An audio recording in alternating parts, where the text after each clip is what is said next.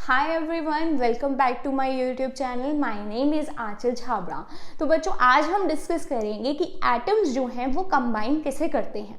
तीन तरह के बॉन्ड बनाते हैं जब एटम कंबाइन करते हैं। पहला बनाते हैं आयनिक बॉन्ड और इलेक्ट्रोवैलेंट बॉन्ड, जो आज हम इस टॉपिक को डिस्कस करेंगे। दूसरा बनाते हैं ये कोवैलेंट बॉन्ड और तीसरा बनाते हैं कोऑर्डिनेट बॉन्ड। अच्छा, ये तीनों बॉन्ड बनाने के लिए एटम क्यों कंबाइन कर रहे हैं एक दूसरे से? ये इसलिए कंबाइन करते हैं क्योंकि इन्हें चाहिए स्टेबिलिटी। अच्छा, आप लोग पढ़ क्यों रहे हैं, है ना?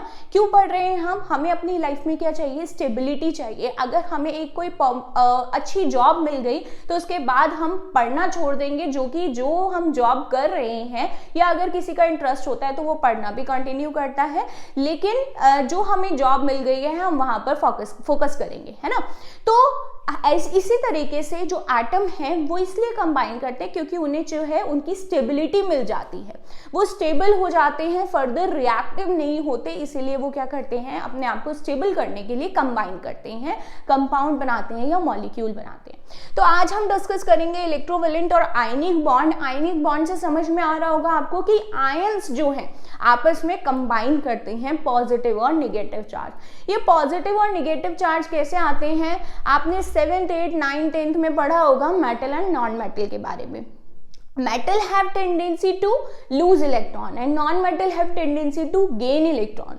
एक एटम जो है अपने इलेक्ट्रॉन लूज कर रहा है, दूसरा वही इलेक्ट्रॉन्स जो है वो गेन कर रहा है। तो ये आपस में मिलकर के जब लूज करता है तो उसके ऊपर आता है पॉजिटिव चार्ज, और जब गेन करता है उसके ऊपर आता है निगेटिव चार्ज। ये पॉजिटिव और निगेटिव आपस में कंबाइन करके फॉर्म करते हैं आयनिक बॉन्ड। तो इसकी डेफिनेशन एक बार देख लेते हैं हम। When a bond is formed by complete transference. Complete transference का मतलब है कि वो जो भी एटम है वो अपने पूरे के पूरे इलेक्ट्रॉन या तो दे देता है या एक्सेप्ट कर लेता है।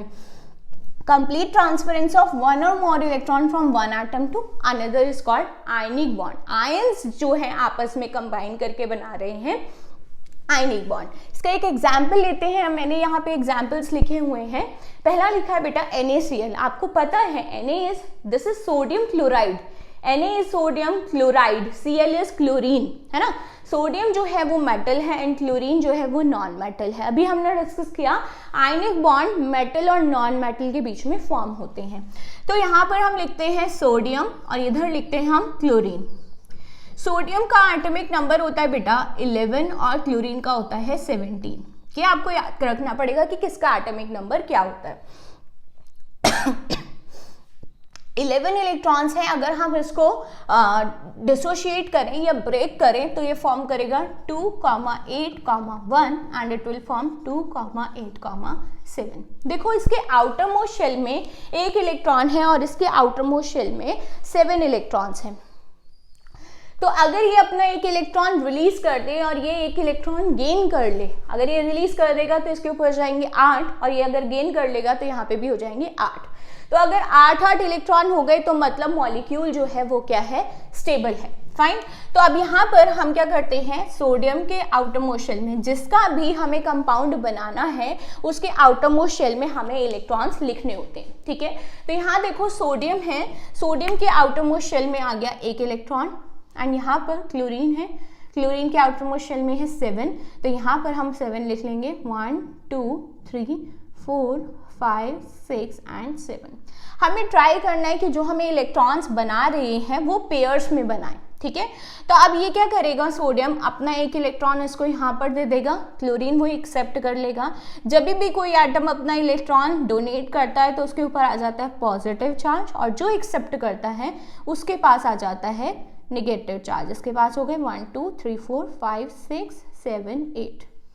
तो ये फॉर्म कर लेगा NaCl निगेटिव। तो ओवरऑल जो मॉलिक्यूल बना है वो हमारा बना है NaCl। इसी तरीके से सारे हम आयनिक स्ट्रक्चर बनाएंगे। यहाँ पे 2 और एग्जाम्पल लिखे हुए हैं, उनको भी देखते हैं हम। Magnesium is a metal and oxygen is a non metal. Magnesium का एटॉमिक नंबर होता है 12 और ऑक्सीजन का एटॉमिक नंबर होता है बेटा 8। इसको डिसोशिएट करते हैं इसके इलेक्ट्रॉन्स को 2,8,2, इसके हो जाएंगे 2,6। ठीक है, इसको मैग्नीशियम को स्टेबल होने के लिए ये अपने 2 इलेक्ट्रॉन लूज कर देगा, इसको स्टेबल होने के लिए ये 2 इलेक्ट्रॉन क्या करेगा, गेन कर लेगा। तो इट विल फॉर्म, यहाँ पर हम मैग्नीशियम के 2 इलेक्ट्रॉन्स लिख लेते हैं, यहाँ पर ऑक्सीजन के 6, 1 2 3 4 5 6। जितने भी वैलेंसी में जितने इलेक्ट्रॉन्स होते हैं हमें उसी एटम के बाहर वो इलेक्ट्रॉन्स लिखने हैं।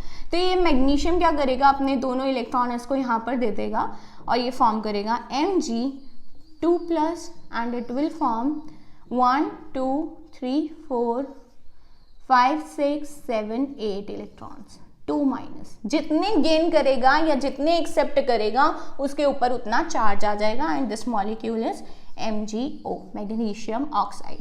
अच्छा, कोई एटम जितने इलेक्ट्रॉन गेन कर रहा है या जितने इलेक्ट्रॉन एक्सेप्ट कर रहा है उसको हम कहते हैं उसकी इलेक्ट्रोवैलेंसी।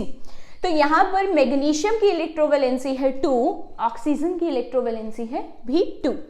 यहाँ पर सोडियम की इलेक्ट्रोवैलेंसी है 1 और क्लोरीन की इलेक्ट्रोवैलेंसी भी है 1। जितने इलेक्ट्रॉन लॉस या गेन होंगे वो उसकी हो जाती है इलेक्ट्रोवैलेंसी।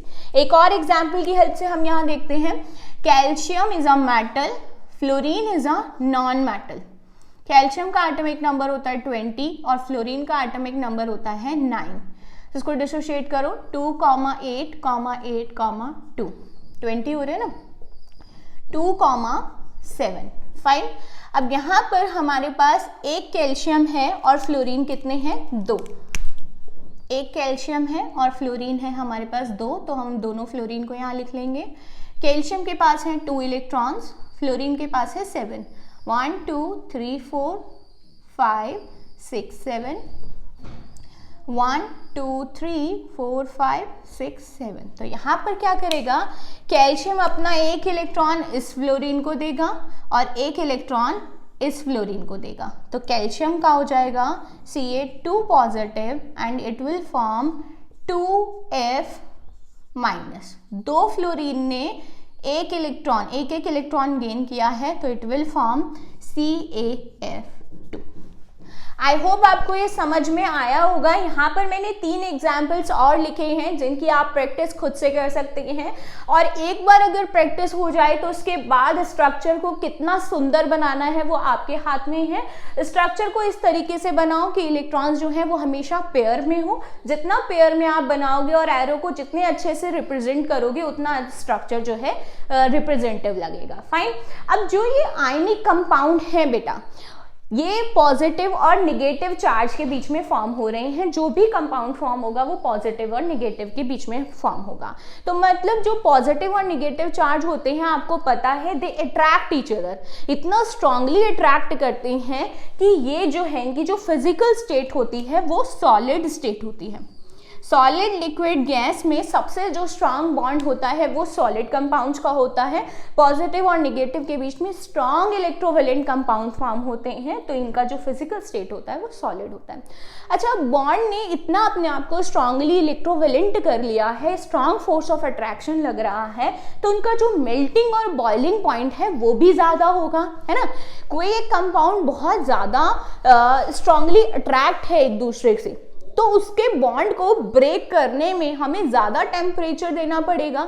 जितना ज़्यादा टेम्परेचर देंगे उसका मेल्टिंग और बॉइलिंग पॉइंट भी क्या होगा, ज़्यादा। कंपाउंड सॉलिड है तो उसका मेल्टिंग और बॉइलिंग पॉइंट भी क्या हो जाएगा, हाई हो जाएगा। तीसरा फिजिकल स्टेट है इसका सॉलिबिलिटी। जो कंपाउंड है, आयनिक कंपाउंड पॉजिटिव और नेगेटिव चार्ज के बीच में फॉर्म हो रहे हैं।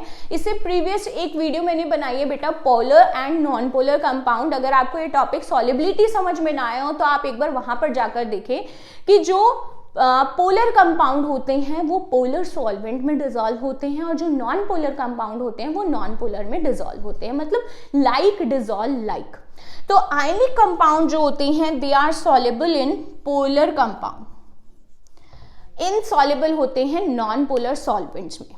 ठीक है, पोलर कंपाउंड जैसे वाटर, ठीक है, water is a polar compound H+OH-, जहां पर पॉजिटिव निगेटिव चार्जेस जनरेट हो रही हैं उनको हम पोलर कंपाउंड कहते हैं। लास्ट है बेटा इलेक्ट्रिकल कंडक्टिविटी। इलेक्ट्रिकल कंडक्टिविटी मतलब जहां पर इलेक्ट्रॉन्स का फ्लो इजीली हो जाए, कंडक्ट कर दें हीट को या चार्ज को, इलेक्ट्रिसिटी को जो पास ऑन कर दें। अब इनमें देखो आप फ्री इलेक्ट्रॉन्स अवेलेबल हैं, इनके पास फ्री इलेक्ट्रॉन्स अवेलेबल हैं, तो they are good conductors of heat and electricity. Ionic compounds जो होते हैं they are solid in physical state, they have high melting and boiling point, they are polar, they dissolve in polar compounds, they have good conductor of they are good conductor of electricity. Fine. अब ये जो था ये overall topic था class 10th का। 11th के बारे में अगर हम डिस्कस करें बेटा, जो हम ये बॉन्ड फॉर्म कर रहे हैं मेटल और नॉन मेटल के बीच में आयनिक कंपाउंड में, मेटल हम कह रहे हैं they have tendency to release electron, non metal have tendency to gain electron. तो क्या ये एटम अपने आप इलेक्ट्रॉन लूज कर देते हैं या अपने आप इलेक्ट्रॉन गेन कर लेते हैं? नहीं, ऐसा नहीं होता। इसमें 3 फैक्टर्स हैं जो अफेक्ट करते हैं। First one is ionization enthalpy, electron gain enthalpy and lattice enthalpy. Ionization enthalpy की एक वीडियो बनाई हुई है, आप उसको जाकर के देखें, जिसमें मेटल जो है अपने इलेक्ट्रॉन जब लूज कर रहा है तो वो नॉर्मली लूज नहीं करता, हमें कुछ ना कुछ उसमें एनर्जी उसको देनी पड़ती है, या जो कुछ एनर्जी उसमें लूज होती है। ठीक है, तो ये सारे जो फैक्टर्स हैं हम उसमें डिस्कस करेंगे। आई होप आज का टॉपिक आपको ये समझ आया होगा। नेक्स्ट टॉपिक में हम डिस्कस करेंगे आयनाइजेशन एंथैल्पी, ऑलरेडी डिस्कस्ड है, electron gain enthalpy and lattice enthalpy के बारे में हम डिस्कस करेंगे। Thank you for watching.